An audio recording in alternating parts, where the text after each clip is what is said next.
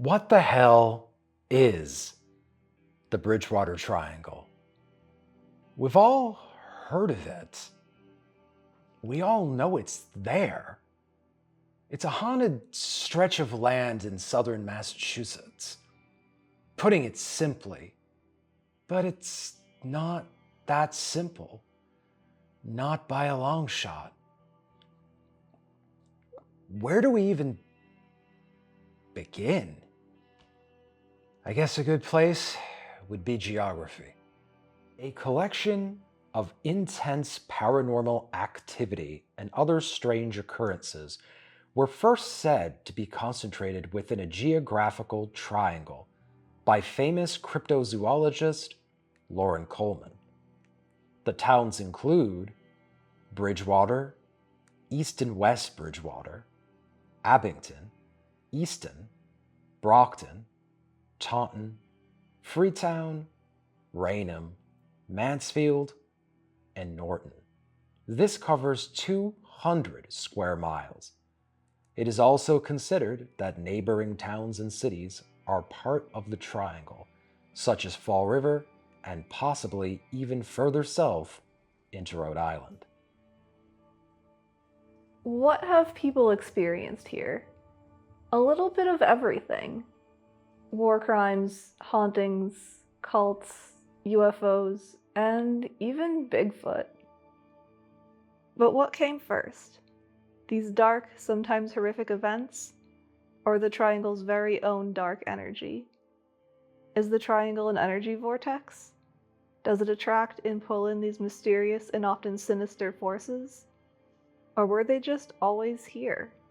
I've lived in Easton for over 12 years, and before that, I attended one of the alleged haunted schools, Stonehill, and it was said that the seminary was haunted.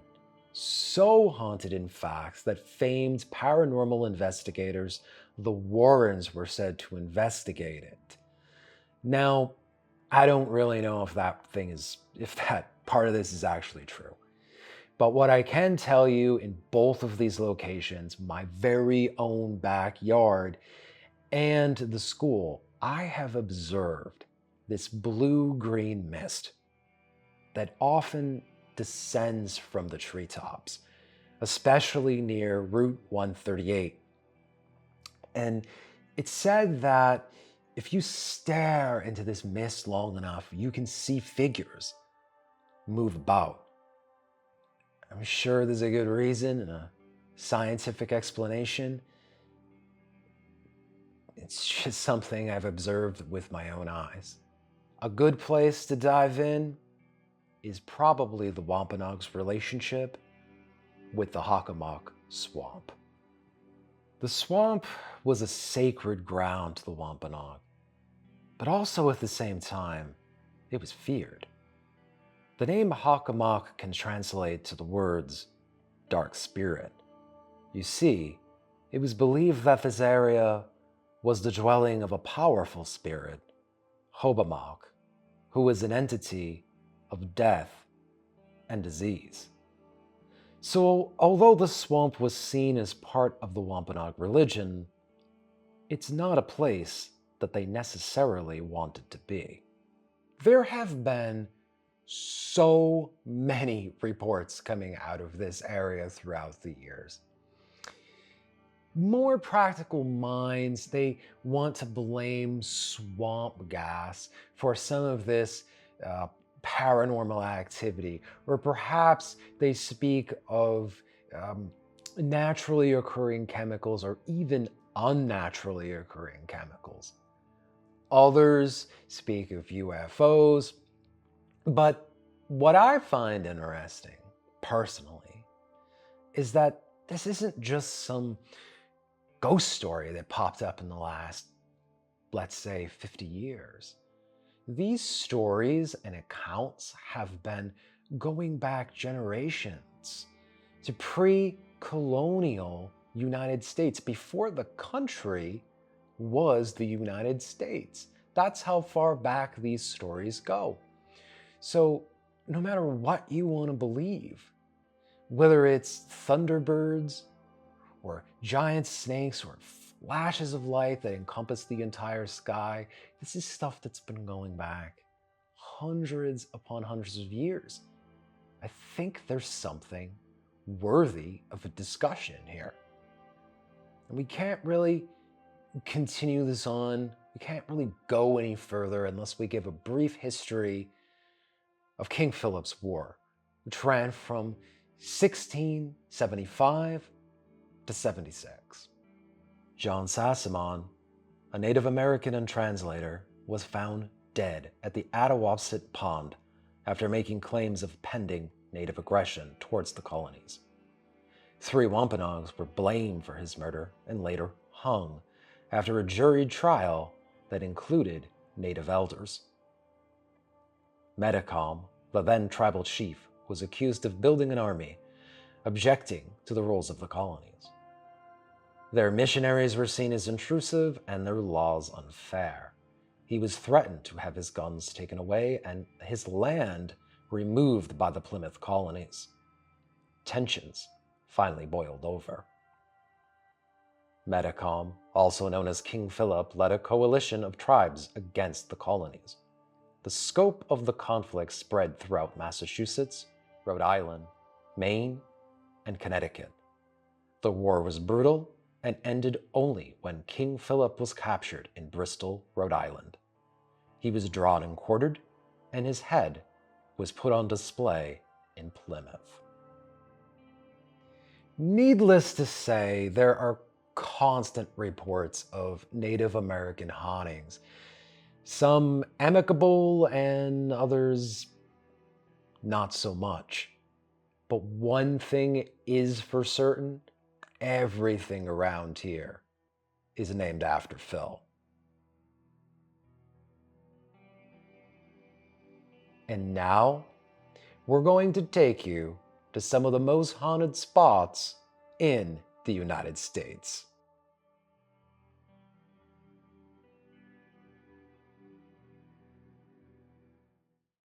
We are here at Attawapsit Pond, the site in which they discovered John Sassamon's body. This was obviously one of the main trigger points to the war. And like most of these places, it is said to be haunted. This one is of course John.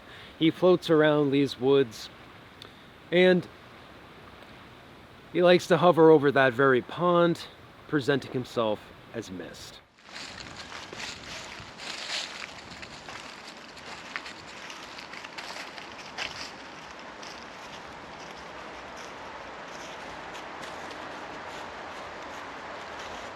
We are here at Anawan Rock.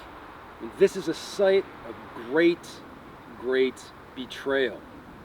August 28th, 1676. Anawan, one of King Philip's war chiefs, was betrayed here in this very spot. You see, what happened is Captain Church forced a surrender, and he negotiated with Anawan. Anawan was supposed to be treated well, and the Plymouth colonies, as they would be known, felt as though this was not going to happen. They played an Uno reverse card, and Anawan was beheaded. So, as one would imagine, this little spot is said to be very haunted. People could see and hear a lot of Native American ghosts, as well as mist over the swamp. They could hear drums and other things like that. And I could see why.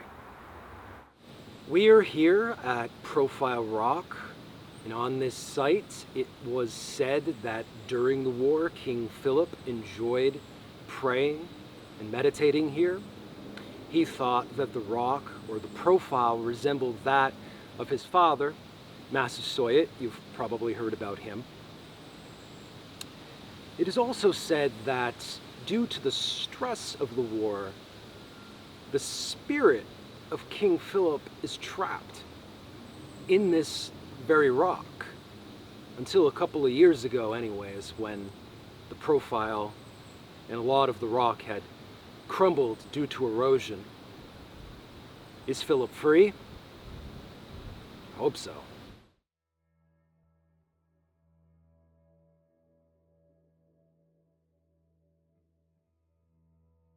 We are here at Assonet Ledge, also known as Freetown Ledge. Took us about 20 minutes to get out to this one.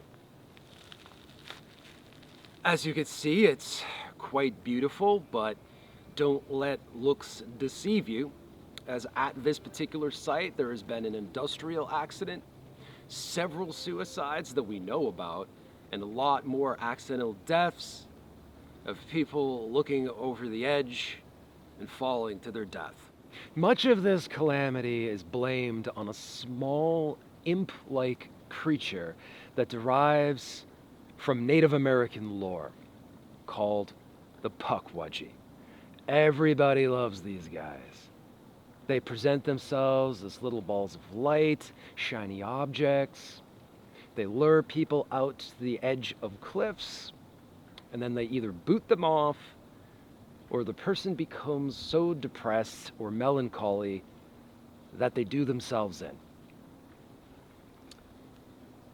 As the locals say, if you see one of these guys, these Pukwudgies, never engage. Just keep walking.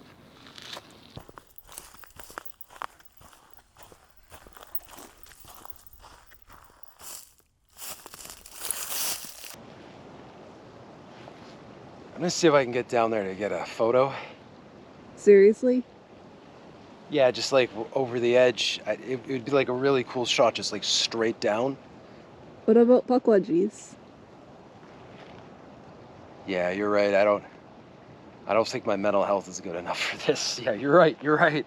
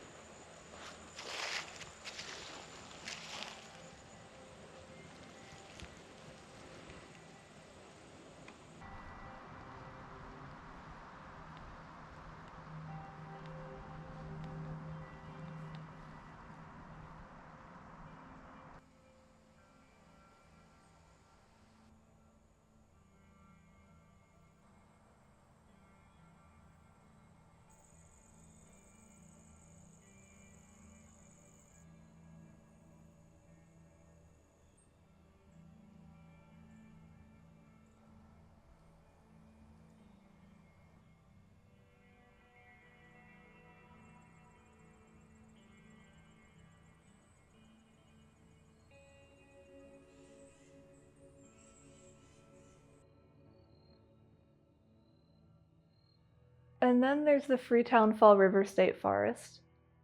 Here there is a sense of a living, breathing forest. This is a place that you will never feel alone. Who is watching you? The dead?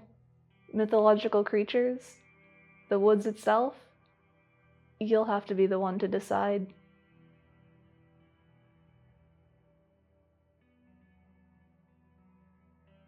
One thing that we do know is the forest and surrounding areas have been a hotbed for satanic activity. In the late 70s, early 80s, 3 young women were found dead in the area. A satanic cult was blamed, but only 3 individuals were ever convicted, including a pimp that was allegedly the leader. By the late 80s, 12+ bodies were found in the area. Many believe this was the work of another cult or a crime ring. It is a known fact that even today, animals have been discovered mutilated in ritualistic sacrifice. Why are people emulating and sensationalizing this type of unnecessary violence? Is it all hype and urban legend?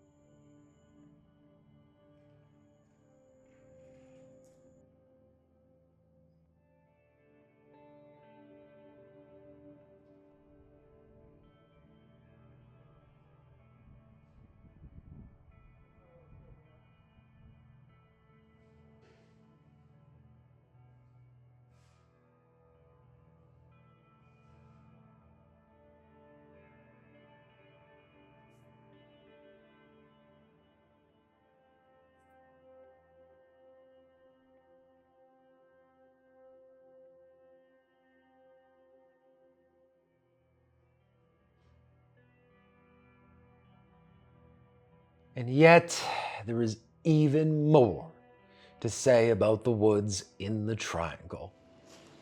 Welcome to Copicut.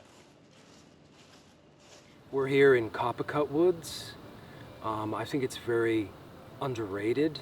You don't hear about it quite as much as the other forests in this area. I feel like it's very haunted. I've done a lot of photo shoots here. I've come out with a lot of lighting and gear. There's been a lot of malfunctions.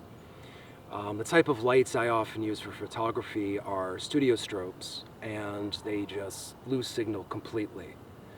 I don't know what it is around here or what's interfering with that signal, but that's gone on a long time, before I even knew anything about these woods. It can be disorientating here as well. I'm not sure if that's just because a lot of the paths are small, but a lot of people get lost out here. As you can see, it's a little bit of a scavenger hunt for gnomes. We don't know who leaves them, but there's quite a few gnomes out here. We are near a reservation, Wampanoag Nation. Maybe it's somebody from there, but certainly a lot of times there are warning signs. If you take the gnomes, you will have nightmares. So please, any tourists come through here, respect the gnomes, and leave them be for your own sake.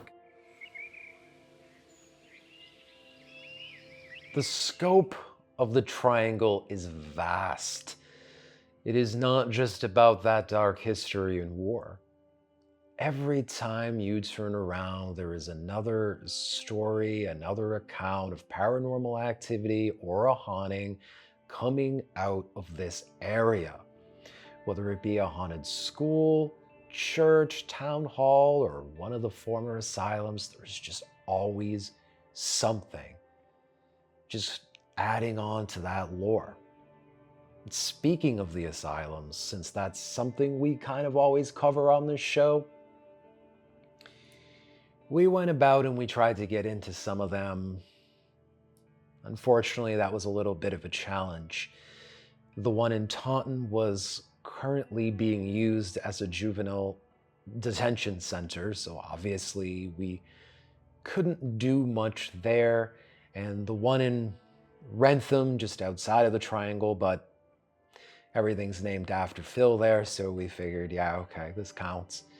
And it's being used as housing for people with cognitive disability. They were nice enough to let us walk through and then told us to get the hell out.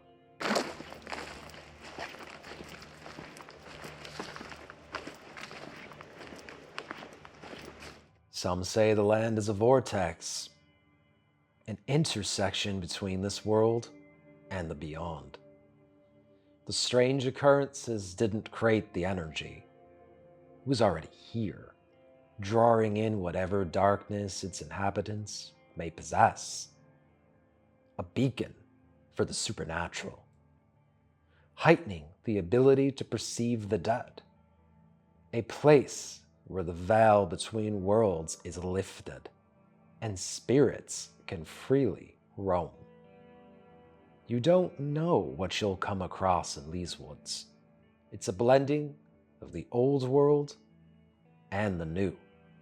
But one thing is certain, the stories and lore are never ending.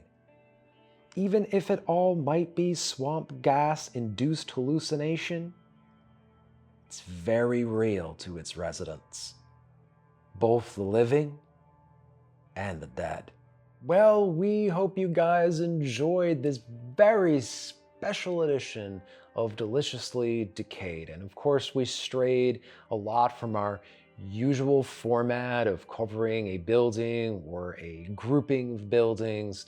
You know, this time, of course, we covered this entire stretch of land, its history, and a lot of its mythology. So that's something completely different. We'd like to get a little feedback from you guys. So leave that in the comments below. Let us know if you like this new type of format. Also, we'd love to hear your ghost stories and accounts of paranormal activity from the Triangle. We would love to hear that. So again, please tell us how you feel about, your personal encounters. Do you think it's swamp gas? Do you think it's all a load of crap? And have you experienced anything in your own house or in any of these places that I talked about today? Would love to hear about that. And of course, give us a like, smash that sub, hit that notification button. I am Rick, and until the next time, see you in New England's darkest corners.